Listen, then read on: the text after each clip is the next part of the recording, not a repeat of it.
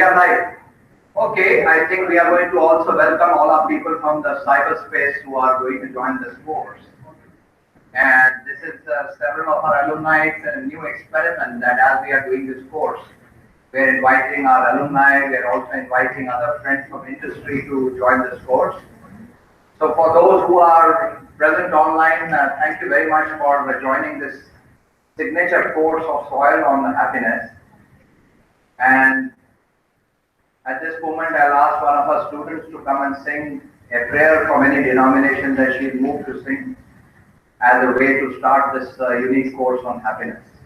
And please come and share your name and then sing the prayer that you wish to sing. Hi everyone, my name is Shebya and I'll be reciting the Mahavir. Yes. Om Tyambakam Yajamai Sugandhim Pushtivardhanam Urvarukamiva Vandananan Mokshiyamamrita Om Tyambakam Yajamai Sugandhim Pushtivardhanam Urvarukamiva Vandananan Mokshiyamamrita Om Tyambakam Yajamai Sugandhim Pushtivardhanam Urvarukamiva Vandananan Mokshiyamamrita Om. Thank you. Thank you very much. This is a new adventure in learning together. It's the first time that we are doing this in Soil, that you are going to have your mentors present in the same circle. And this is coming to you in lieu of the program that we used to do every Monday, which is the Chinmaya Mission Study Group class, which was a voluntary group that met to study the spirituality in our everyday life. I just want to honor the leader whose thinking has led to creation of the School of Inspired Leadership. Swami Chinmayananda was not just a spiritual master, he was the most important son of India. For those of you who saw the film on the Quest, you saw how he was involved in the freedom movement. You saw how he was jailed and how people in the jail felt that he had been nearly killed by his illness and therefore he was thrown on the road outside. And then a gentle woman who saw the body lying on the road and saw the nose of the human being and reminded her of the nose of her son who had been killed in the World War. And she took pity, stopped, and felt there was a pulse, and therefore took him to her home, and over several months nurtured him back to health from certain death which the British had consigned him to. The master rose literally from his death to become the great Swami Chinmayananda. And what was the role of Swami Chinmayananda? I think the thought came to him when he had finished his education in the Himalayas and he was sitting in meditation at the side of the Bhagirathi river, which is what the Ganges is called there. And this insight came to him that just like Mother Ganges is going from the upper Himalayas all over the Gangetic plains in nurturing the heart of India, and she goes lovingly to every part of India and beyond. And she nurtures and nourishes everybody in the country. So he felt at that moment that there is this tremendous inspiration he felt to say he had gained immense knowledge of what the purpose of life is. And he felt moved and inspired to say, I should go and share this knowledge with everybody. And in that moment, he made a commitment to himself that should his teacher bless him to do so, he would go and share this knowledge. In one of his talks, Swami Chinmayananda later on said that India had become free, but Indians were not free. He said that just because we had gained the so-called freedom, we were not free from disease, we were not free from poverty, we were not free from that mentality in our own mindset that we had to get everything from overseas. Because for several hundred years, this country had been subjugated through that feeling that we are not good enough.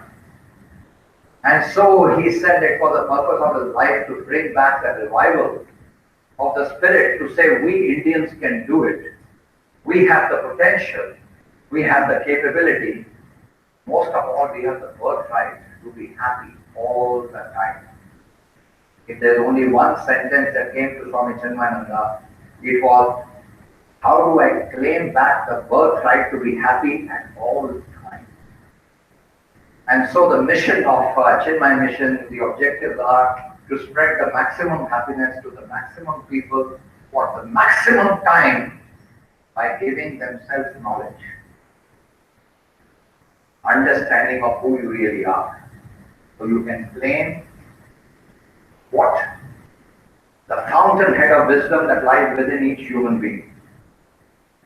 So at this moment, I want to honor the spiritual master Swami Chinmayananda by also honoring some of his disciples who are present here, who are going to be fellow travelers in this journey with us. And I want to honor Arun Goyalji, and who will share something about himself and just a few words on how he feels being part of this new experiment. Thank you, Anil.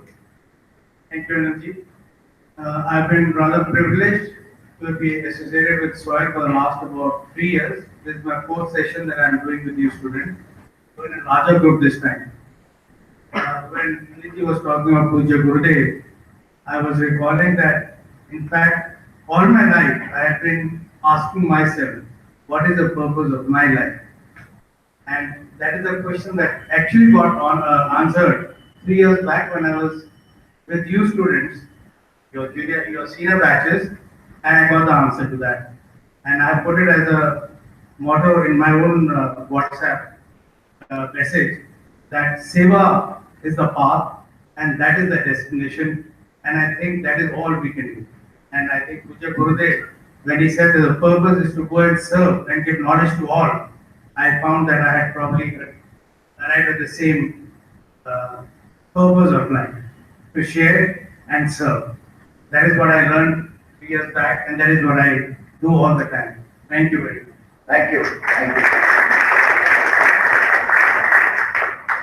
In this course, we are going to use several very, very wonderful people to create happiness within us. We will have some unexpected visitors in the class. One day you might find a dancer in the class who is an accomplished dancer. And she will talk about happiness that she got from learning and performing dance. One day you will find one of the great classical musicians in the class, and she will come. One day you might find a sports person. One day you might find a theater person. So I'm going to make it really interesting through the year for you to really plan some wonderful special encounters for you in this class. So you will meet and gain inspiration. Of course, you have our very dear Suti ma'am, who is present right here, who made the Himalayas her home, and we are fortunate that Soil has her as a teacher for the last 10 years. And I'm going to encourage Suti ma'am to just say something about the happiness class before we start the main subject itself. So Suti ma'am, come and share.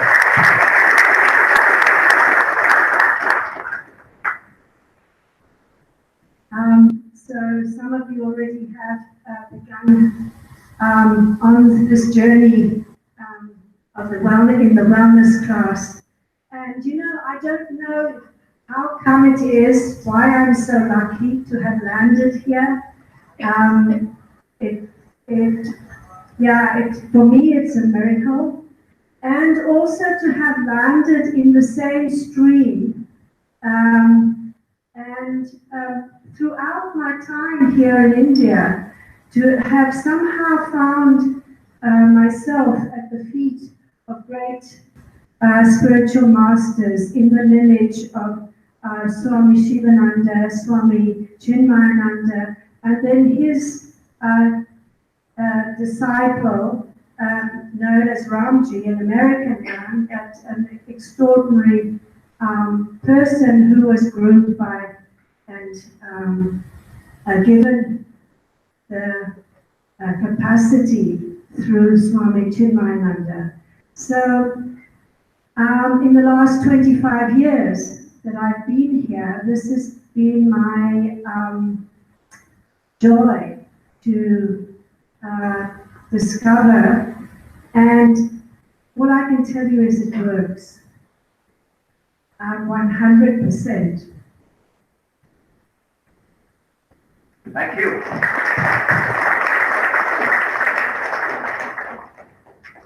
I just want to remind ourselves of some principles of our learning together. One, in this class, even though I stand before you as a facilitator, I am a co-learner. This is a study group, which means all the circles that we are forming here are like study groups, which means the mentors who are present here inside the study circle are themselves in the same journey. So we are not trying to say we have better understanding of happiness than you do. We are not saying we have more wisdom than you do. We are also fellow learners. So that's similarly the people who are present online. This is an invitation for you to join us in this adventure and learning together. Number two, we are all responsible for our own learning. Which means we will get what we want out of this class. We will get as much happiness as we wish to have. And for what we do after the class. That's the second principle. Third principle, learning is a lot of fun. So this is not just going to be to kind of sermonize to you or to make you read these big books and make you sort of weigh you down with extra knowledge. That hope that learning is a lot of fun. Number four, there is going to be encouragement of spontaneity. So if there is somebody in the class who feels like sharing something really special, we'll honor that. We'll honor the voice of the collective. Somebody wants to sing a song, somebody wants to share some poem, somebody is moved to say something special. They want to make that possible. The next part I want to say is that we will always go back to the source, which in this case is our great teacher. And therefore we are going to use some of his talks that he gave, and there's a beautiful collection of books called The Art of Man Making. Each one of you will receive this as a part of your happiness course. And this gift to you, and I urge the program office not to charge for this book to students. This will be a soiled gift to each student. This won't be part of the books to be paid for, but this is a gift from soil to each one of you. This is a series of talks which we are going to use over time. We are going to read a few pages of this book together in the circle. And this will serve as a guidance. We will also be watching certain episodes of a great television serial called Upanishad Ganga. How many of you have seen anything of Upanishad Ganga? So the Upanishad Ganga, which at least one person here has seen, is in Hindi. How many of you are comfortable with Hindi? Is there anybody not comfortable with Hindi? Hindi, Terima, Hile. Okay, Hindi, Hile. Alright, so you must appoint in your circle one coach. One coach for you, so by the time you finish seeing this year, hopefully you also get well versed in Hindi. At least enough to understand the Upanishad Ganga, which by the way is not very simple Hindi it uses. So it may require more than one person in your group to interpret what you hear or see, because it's not exactly what we call saral Hindi or simple Hindi. It is a little bit deeper Hindi that is used based on the knowledge. We are going to use that, and then we are going to make you do some very interesting work. That means between now and the next class, you will be asked to do a simple experiment, which we hope people online will also do and share their learning with us. So each class will be followed by doing a little experiment, and each time we will give you what that experiment is. Okay? So that will help you to cultivate. Now I'll tell you the overall structure of this course. In the summer, we are honoring Sudhi and physical well-being, which is all the yogasanas that you are doing and pranayama you are learning, and mindful eating and mindful drinking. I cannot use the word mindful smoking. But mindfulness, at least in what we are putting inside our body, right? So Sruti symbolizes that energy, and that causes happiness at the body and physical level. The body is an instrument of pleasure. It is also an instrument of action and perception, like we discussed this morning in the self-leadership class. All of the summer we are going to celebrate the physical well-being. And I hope even the staff here I encourage staff members to make personal goals for themselves so as to set, whether it is reducing a bit from the baseline, which for case of Naira doesn't apply, she probably needs the opposite, or it's the case of practicing more conscious eating or other ways to celebrate physical well-being. And the students and staff can join and have some fun together in also celebrating this physical well-being in more ways than one. As the monsoons come, we will be turning our attention to happiness gained from communication, the power of listening and speaking what matters. So in the monsoons, just as the magical rains come July, you can hear the monsoon and you can smell the first drops of rain on the parched earth and the special smell that it emanates. Right through the monsoon months till September, we'll be celebrating the wonderful communication well-being. That means we are going to be discussing happiness, which is gained out of good communication. And we are going to choose, therefore, important aspects of the book and the Upanishad Ganga serials that are linked to this subject. As the autumn comes, Diwali comes, we'll start learning about happiness at the emotional level, for the emotional well-being. And we'll practice a series of things which creates emotional well-being for ourselves and our friends and family. As the winter comes, which is as we get into December to February, we'll do the intellectual well-being. We'll be at our intellectual best. That is also the time where placements will start. So hopefully you will be at your intellectually the best, without any fear, thinking very clearly and creating happiness at the intellectual level.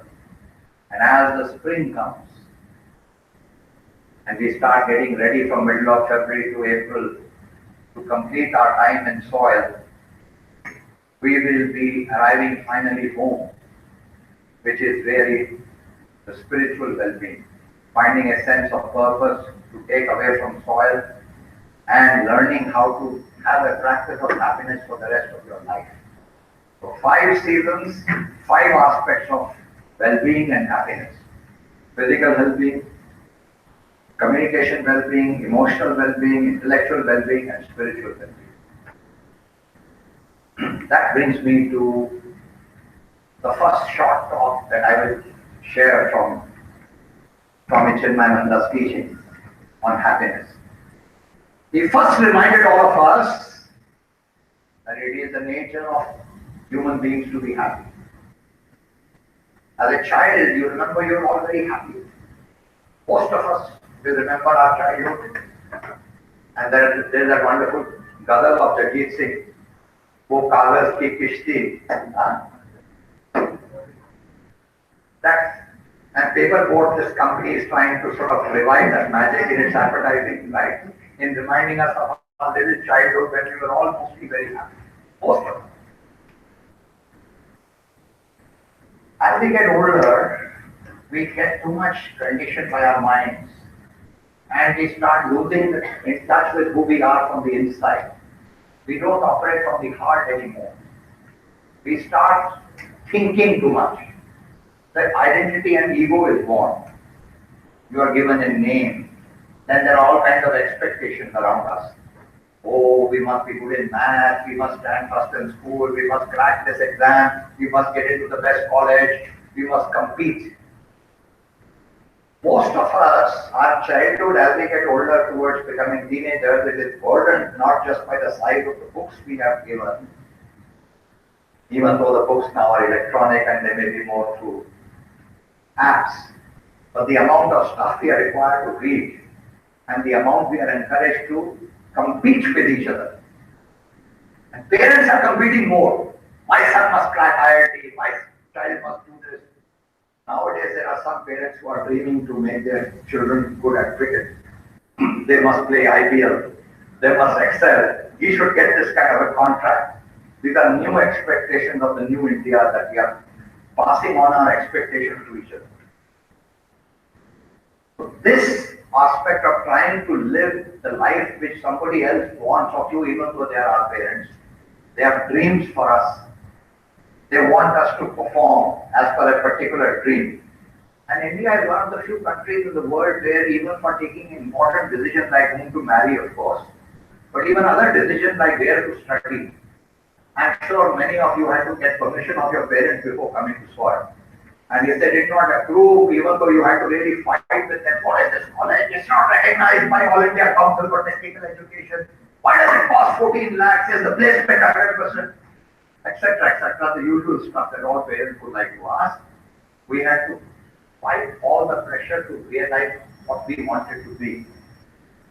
That means a lot of our life is about following expectations from others. And somewhere in our trying to achieve the so-called symbols of success, whatever that means, the size of the car, the size of the home, the number of Facebook pictures having a holiday in exotic locations,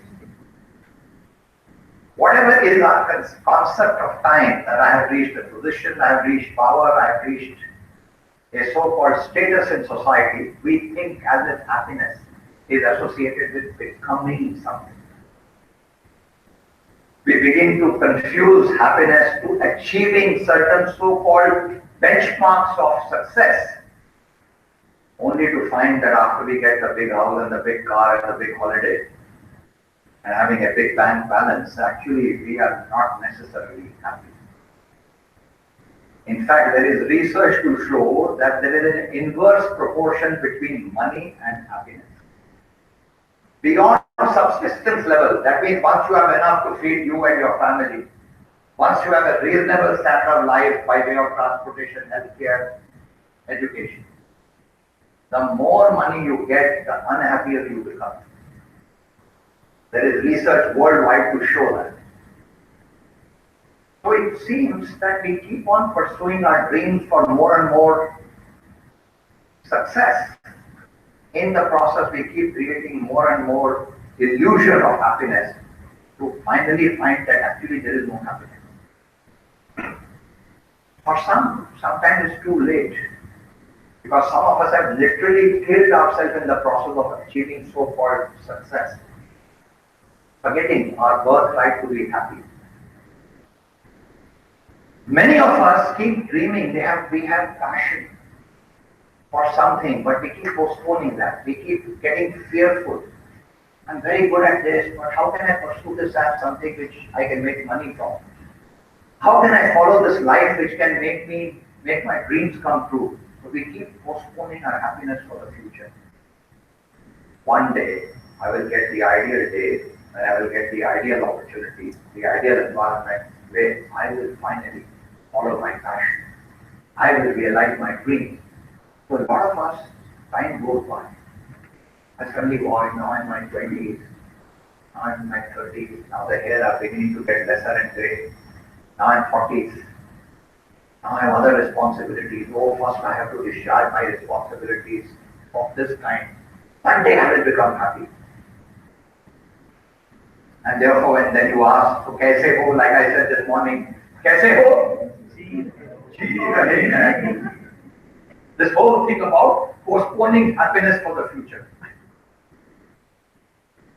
Swami Chinmayananda reminds us it's our birthright to be happy. When you come into this world, every child is happy.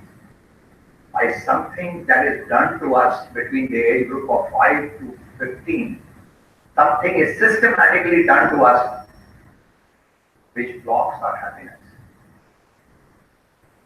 And what do you think that is? What do you think is done to us in 5 to 15 that robs us of our happiness? The conditioning, okay? And what does that conditioning do to us? Give your name and tell us about the conditioning. My name is Mahima, and conditioning to think that certain things when you get them is what will make you happy. Like if I win this race, I'll get the chocolate and I'll be happy. So we start with the smaller things and then it goes on to the bigger things. Like if I crack, like I get good grades in class 12, then I'll be happy. Then everybody will be happy. Then after that I get to a good college and then get a pass out with a good job. And when you get a job, again things keep on increasing. They never stop. The conditioning never stop. Okay, let's give her a big hand for her. You see, this conditioning that happiness depends on my equipment. Happiness depends upon how much pleasure I get by the clothes I wear, by the food I eat, by the wine. 1959 wine, $500 a bottle, served at the 72nd floor of the Sumitomo Towers in Tokyo by this white gloved butler. And I pay $100 for a glass of wine, right? The choicest, oldest wine, right? We start confusing happiness with this. Or we get confused between the kind of automobile. So all of this is about imagery. Like she said, it's about possessing something and having something. At the physical level, we are all interested in building an experience which gives stimulation to the 5 senses. So sometimes we eat, for example, I really love dark chocolate, right? To eat 1, I am happy. To eat 2, not so much. Eat 3, now I am not sure. Eat 4, now there is repulsion. Similarly, I want to listen to beautiful music. I want to listen to my old music, Santana. That magic woman. Lovely music, which we used to hear during our college days. Anybody fond of Santana, rock music? The rock music because the last night I was listening to Santana for about half an hour, I enjoyed it. After that, I was not sure, half an hour of Santana is enough.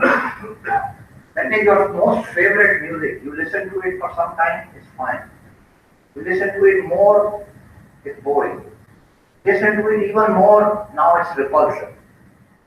Similarly, all the beautiful sights for the eye. I look at a tremendous piece of art, I get happiness. I see it some more, it's okay. After some time, the same thing is not causing happiness. Now, my idea, I must get a nice, relaxing bath, nice shower, or a nice massage. I'm very tired. So a little bit of massage, very good. More massage, okay. After that, I'm not sure what this person is trying to do to me, right? I'm not sure. So, all the 5 senses, if you do something in moderation, it's fine. The moment you cross the line, instead of it being a zone of pleasure, it has become a zone of initially getting irritated, and after that you get really upset. And if somebody offers you chocolate and you've already eaten 3, you say, are you really serious? I mean, it makes you angry.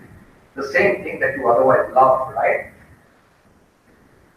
What about communication?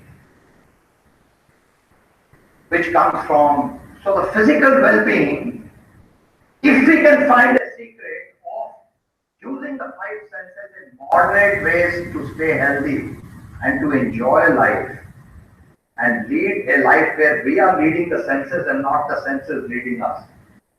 I listen to music when I wish to, of the right kind, of the right genre, and I enjoy it. But the music does not govern me, I govern the music. Similarly, I live not to eat, but I eat to live. So the five organs you can create pleasure, and when pleasure is within moderation, it is causing you sustenance. The moment it is overdone, it is becoming some kind of addiction. When I get addicted to the alcohol, when I get addicted to the nicotine, when I get addicted to every other sensual perception, then I am exceeding my limit and thereby it is impacting happiness. So one of the things in this course we are going to study is how to get the best out of our God-given abilities of the five senses and the body. How to make this an instrument of physical well-being so as to derive the maximum energy and stamina to pursue other things. How to eat mindfully, how to drink mindfully so that it creates physical well-being. We will then learn how to create happiness through communication. That means, how do I lead our breath? I want to share something very interesting about breath. They say the prana that you carry comes from your previous lives. In our wisdom tradition, we say this carries tendencies from past life. How many of you have read the book Many Lives, Many Masters? Would any of you like to share about that? Would you should like to share? So I have read it long back, but as far as I remember, there was a doctor who, during his psychiatric tests, encountered a few psychologically challenged people. And while going through the therapy, he realized that he suddenly went into past lives. And even though he has mentioned in this book that claiming these incidents, some people may see me as somebody who is not from the doctor fraternity. I mean, it's going way away from that, but it's a fact. And he mentioned that he could see various lives of the past in the past lives of the patient. Many masters were there who guided them, and still they are on the path of learning. Until the time the learning doesn't find its end, I mean the source where we have to go back to, it keeps on going on. Give Kinshuk a big hand, yes. One story from that book I'll never forget. There was a woman whom this Dr. Norman Weiss from Harvard, the psychiatrist from Harvard, was treating, and this woman was scared of water. And her job required her to work on the water every day because she was working with the port. She was petrified of water. She was all the time scared, but she needed a job. And she began to go to the psychiatrist for treatment, and he tried to go deeper into her life. There was nothing in her life which should have caused the fear for water. There was nothing. So he was very intrigued. So one day he put her through hypnosis. And there he began to take her to her young age. So now you are 10, what happened? Now you are 5, what happened? Now you are 4. Now what can you remember when you were 3? And 2, 1. What do you remember before, he asked, just as an experiment. This was under hypnosis. She suddenly began to talk with a new voice. She said, my name is so and so. I was born here, completely different character. I lived in this home. And then she narrated the story as to how she drowned in water in a particular place that she named. So this man did not believe. He thought she is just trying to play act this whole story. So then with the help of police and investigation, he found actually there was a death on a particular town at a particular date given by this woman at a particular time that she lived, where the actual death took place of a person by so and so name. And she revealed so much about that character that it couldn't have been done only based on some newspaper report she may have read. Now, in case after case, Dr. Weiss started finding such discoveries. And he is a person who never believed in past life and reincarnation. So he said his medicine was challenged by this discovery. And therefore, then he began to write about past lives, and then he began to do this therapy called past life regression, which is how this whole experiment came. Now, why am I bringing this up in a class on happiness? You will have this in your life that for no reason you meet somebody and you are happy meeting the person. Like two young women came to me this morning in the class, right? Oh, we just discovered each other in this school. We both are from the same spiritual background. And they came with almost tears in their eyes saying, we are so happy to be together in this school. They met each other for the first time. And we are so happy that we have come to soil, they said to me. May I name that? Anisha and Surbi, where are you? There, Surbi and Anisha. The two of them. Let's give them a big hand.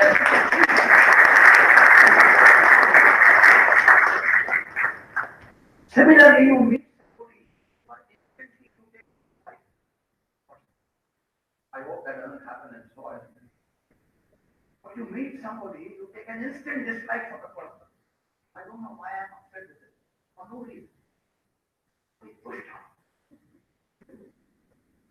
Without that person having spoken a word, person is reminding you of somebody or something that has happened in your life. We call that what you carry through instinct. See, according to our scriptures, what we study in the science of happiness, you carry past life tendencies in your breath. It comes with your breath. So the scriptures guide us that the breath, on one hand, is controlling the body, on the other hand, it is controlling the mind. Prana, which you have brought with you. So, the science of happiness teaches us not to react according to instinct, because that way you are responsible for reliving the past life. You are trying to exhaust the tendencies of the past life, whereas that is where the question comes on happiness. You know, one of the most important questions that is always asked is, some of us are unfortunately born in a situation where we can't do anything about. Why am I born to a poor family? Why am I born to parents who could not give me education? Why am I given this treatment, right? You ask this question.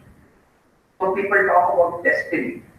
And there is this great conversation in happiness on the conversation between destiny and free will. In Sanskrit we call it Purusharth, which is free will. Prarabdha, that is destiny, past life. Now we are taught, you may have prarabdha, which is past life tendencies and all the karmas that you have done in the past, you have got the vasanas or the desires you are carrying to the new birth. That is trying to define your character. But Purusharth, free will, says you can break free from the past cycles, which are continuously making you unhappy. You can break free from these cycles which are making you unhappy by taking responsibility for through your free will. So our teacher guides us. Swami Chinmayananda says, just like every equipment that's bought, a pamphlet that is given to you when you buy a new iPhone, there is a guide which comes along with how to use your iPhone or how to use a gadget or an air conditioner or whatever. He said the best guide for this human body and life that has been given to you is in the teachings of the Gita. The most profound and dynamic book on how to lead your life. It is got an answer to every situation in life. It's not a religious book in that sense, people get it confused. The biggest Buddhist masters I have met, the biggest Islamic scholars I have met, in the Chinmaya Mission Gita chanting contest that we do every year, in which millions of children participate, 99% of the time the contest is won by young Muslim women in the country. And a lot of my Islamic scholar friends tell me that they gain more out of the knowledge of the Gita than any other thing. And they say that the knowledge of the Gita helps me to increase my love for Allah. There are these, just like in the Quran, there are some wonderful things said about how to lead a proper life. Just like in Judaism, it is taught to us. All great spiritual masters speak the same language. They talk about how you can be truly happy, how you can create happiness for others. So this aspect of how to lead your life, which is not just imprisoned by your past life, and the tendencies that you have carried with you which may drive you in one way, you can act in through free will and escape any time that you become conscious. You can awaken to the possibility of your full potential by saying, I will change even the way I think.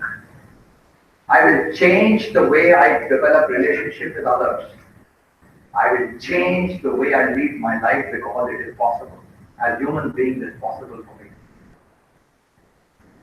We will learn how to lead our life. We will learn how to create happiness rather than lead a life by instinct.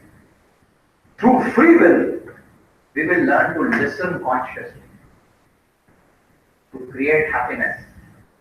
We will use our power of listening to spread happiness to others. We will also learn how to speak the right way to create magic of words which will create happiness for others. So that will be the communication. Now, we will then look at how to create the feeling of happiness at the emotional level. We will study two aspects, and the first we will do in a small exercise after I finish speaking. What makes us emotionally and truly happy in our heart? Something which remains for a long time, which is the difference between happiness and pleasure. Pleasure is short-lived, happiness is long-lasting. What creates emotional happiness? We will experience the power of that. Because the nature of the human mind is you can train your mind to be happy. The emotional mind, you can practice happiness no matter how difficult the situation. And we are going to learn to do that in the most difficult situation. Then we will say how to create happiness at the intellectual level by thinking in the right way. Finally, we will learn how to overcome the practice of short-term pleasure which the ego gives us, because the ego keeps pushing us to the path of getting physical pleasure, emotional titillation, intellectual quick fixes. We will learn how to get out of that by embracing how to transcend the ego, by doing something larger than ourselves.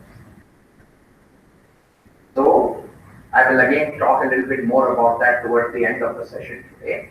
But right now, including my friends, if those of you are watching on the webcast, there is a small exercise for you to do, whether you are sitting by yourself or with others, and for each one of you in this circle. Remember a time in your life when you were at the happiest. Think about something that happened in your life. It may have been some project that you did. For example, I participated in my family with the Durga Puja celebration. And I remember that as a wonderful time of my life. Or you may remember something that happened in school. Or you may remember something you did recently at the workplace, where you and your colleagues were very, very happy. Remember, this is a period of happiness, a project of happiness that you were engaged with, something that happened because of which you were so happy. And what you will do is you will share your story in no more than 2 minutes with each other. One of you manage the time. There are 8, 9 of you in the room. So remember to summarize your little story of happiness just in 2 minutes. Where you will spend the next 20 minutes and this exercise of researching a time in our life, something that we did in which we were truly happy. And this was not pleasure but happiness. Okay? Just something that happened that gave you tremendous happiness. And one of you will manage the time and make sure it happens. So let's take the next 20 minutes doing this. I'll come and join this circle.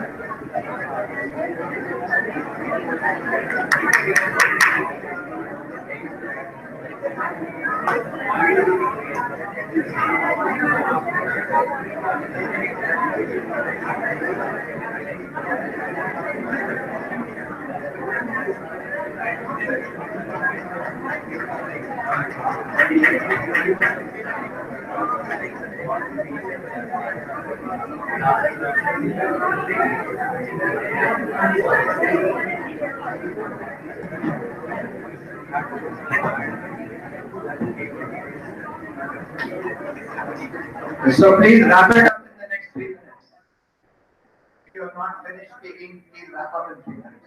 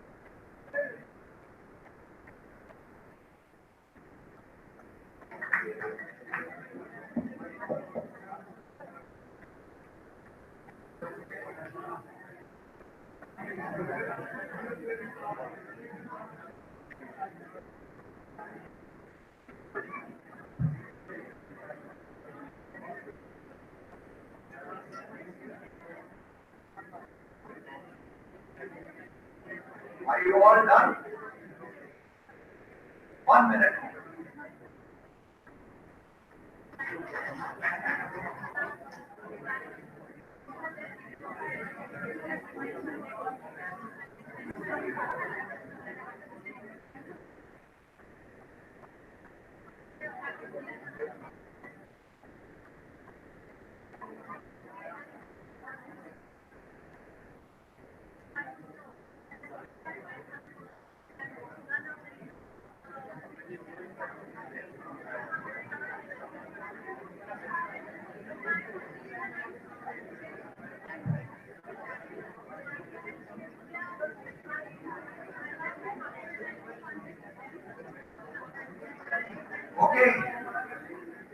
Let's take a pause in whatever we are doing.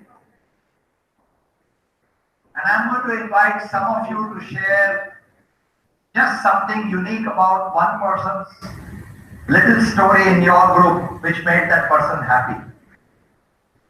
Okay? Any of you can share something that you heard from your colleagues. Something unique that you heard about giving happiness.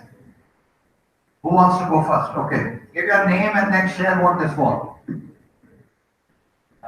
My name is Kuldeep, and I want to share about Manav.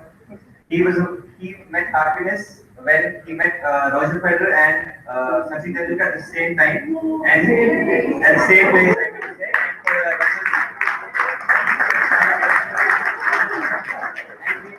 Roger Federer and Sachin Tendulkar are like they both. I mean, they have a good relationship with each other as well. So that was his happiness, and he spent an hour with them.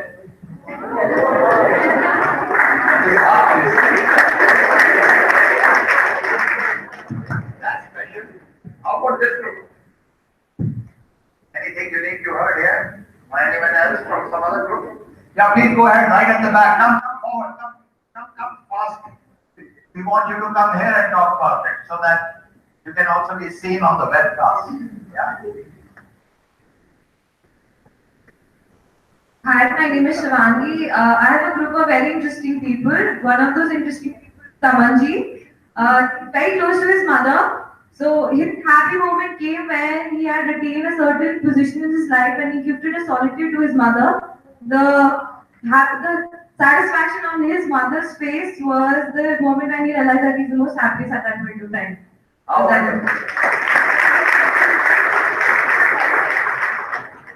Amanpreet is a wonderful young man. That the fact that he chose to buy a solitaire for his mother is so very wonderful. So very nice. Who wants to go next? Yeah, please come.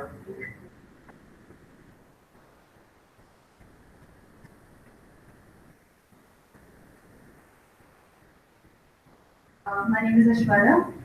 I would like to share something about another poll that I have in my book. Yeah, don't be surprised. So, this is something that I could relate to, and I didn't know this about him. He also had a spinal injury to his hip.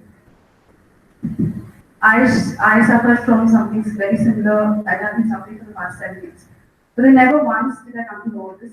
And how he came out of it, in spite of being bedridden for almost a year, he was determined to run a marathon. Although he didn't do it, like he did a fun marathon, as you would say. But yes, he made a point to run a marathon, the Delhi marathon that he had. And people with spinal injuries, I know myself, people who have that problem, it becomes difficult for us to even walk at times. And from a person who was on bed for a year and being so determined, being so living up, as in setting a goal for himself, is really commendable. And living up to the goal is really commendable.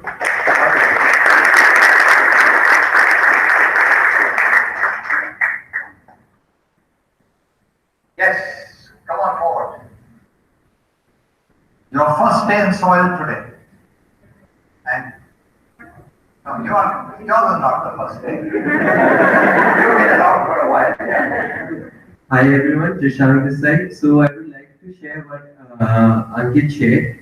So his happiest day was when he paid fees for two underprivileged children, and he got them admitted into his school. And seeing his initiative, the school got inspired, and then they promised to bear the fees and the education of both the children. Wonderful. Okay, one last story, yeah. And after you finish sharing the story, you must also sing the prayer that you sang this morning. We had a very interesting bunch of people, but I would like to share Nikita ma'am's story.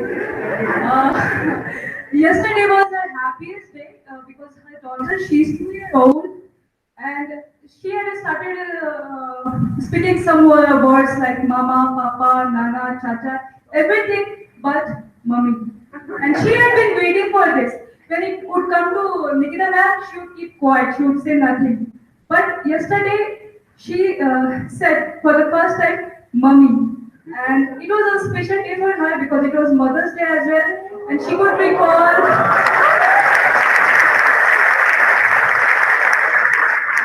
She could recall all those 17, 18 hours of labor pain when for the first time the baby girl spoke mommy. Thank you. And your song, your prayer.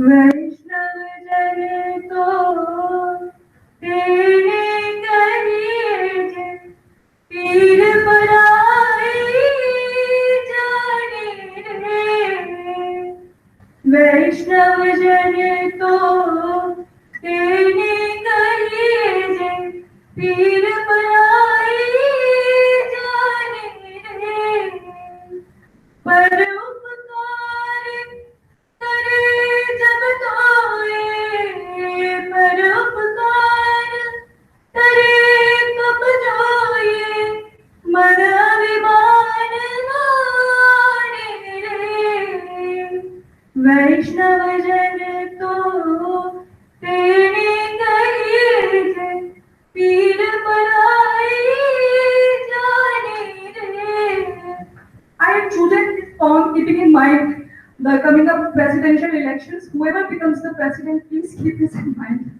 Thank you.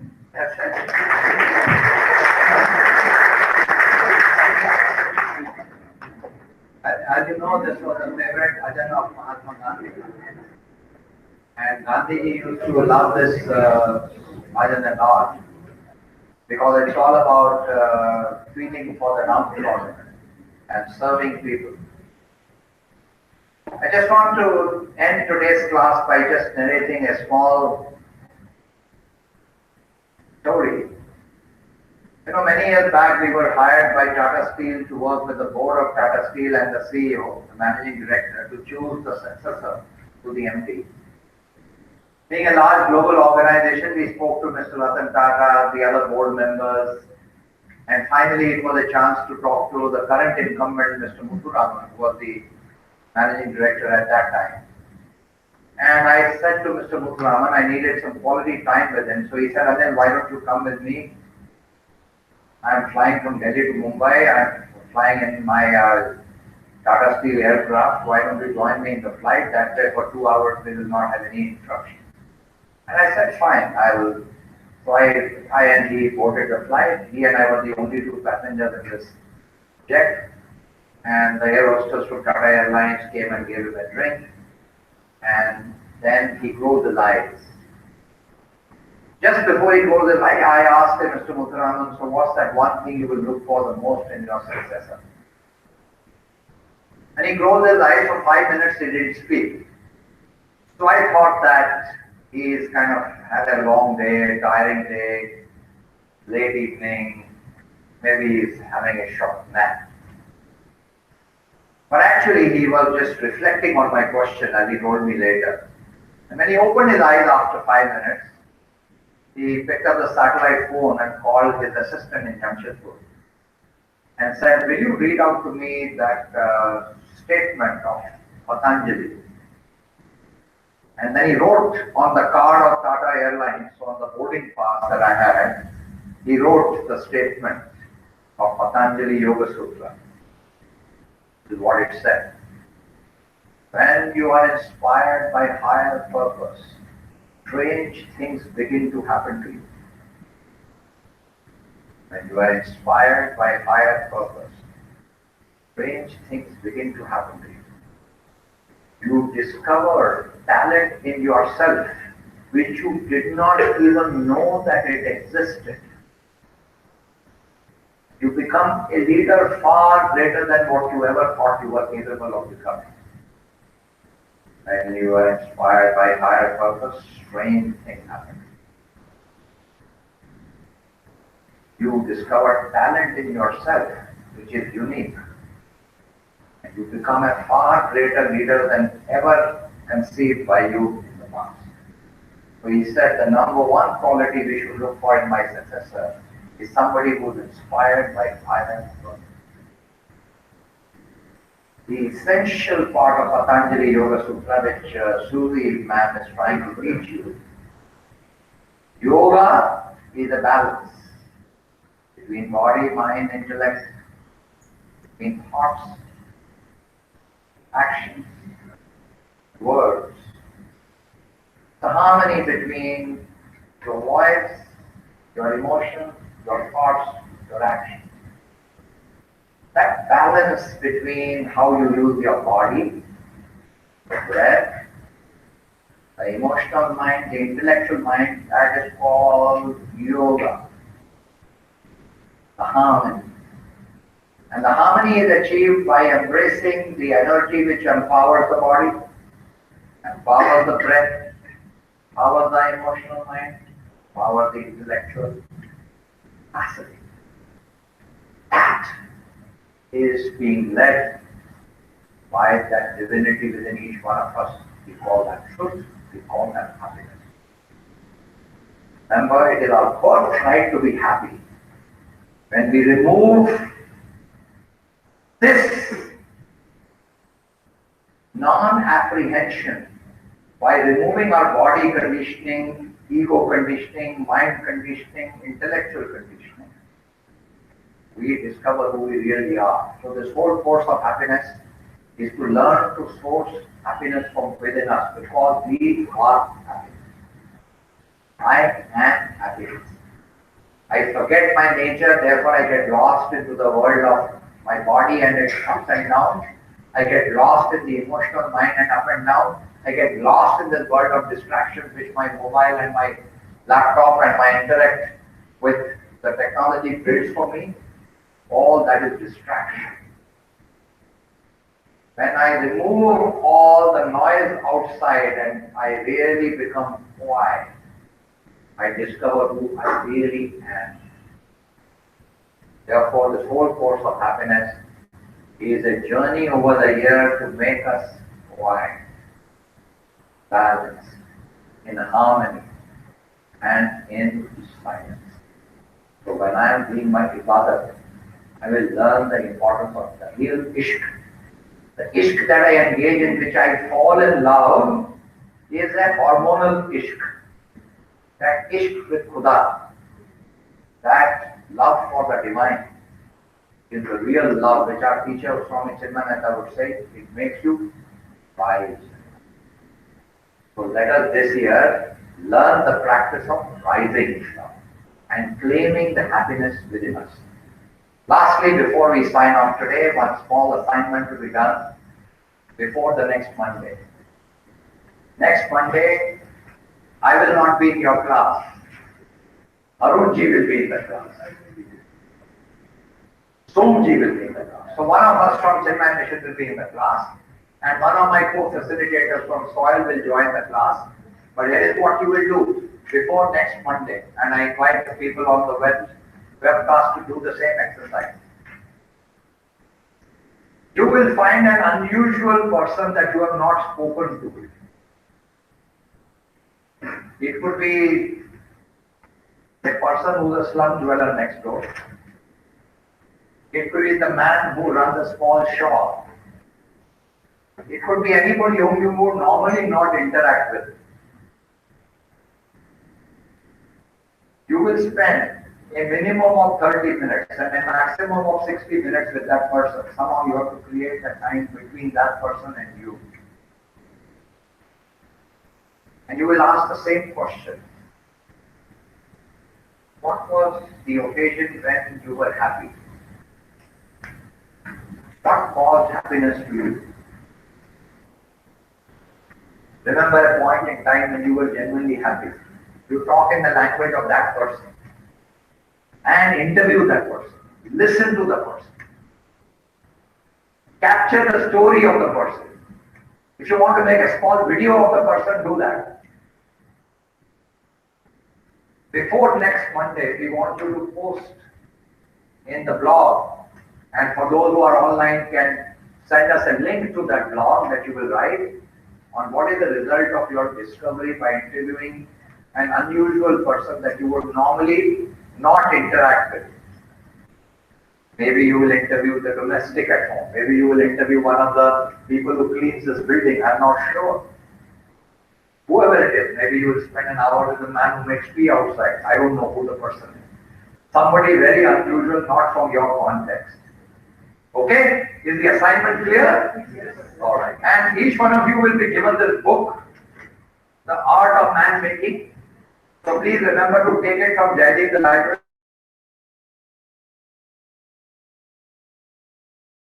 You can order this book by Swami Chinmayananda. It is available at chinmayamission.com. We are going to refer to this book throughout the year. So please take this book. Okay? We will be referring to, we will be studying part of it. Thank you very much and I look forward to being with you next week. Thank you.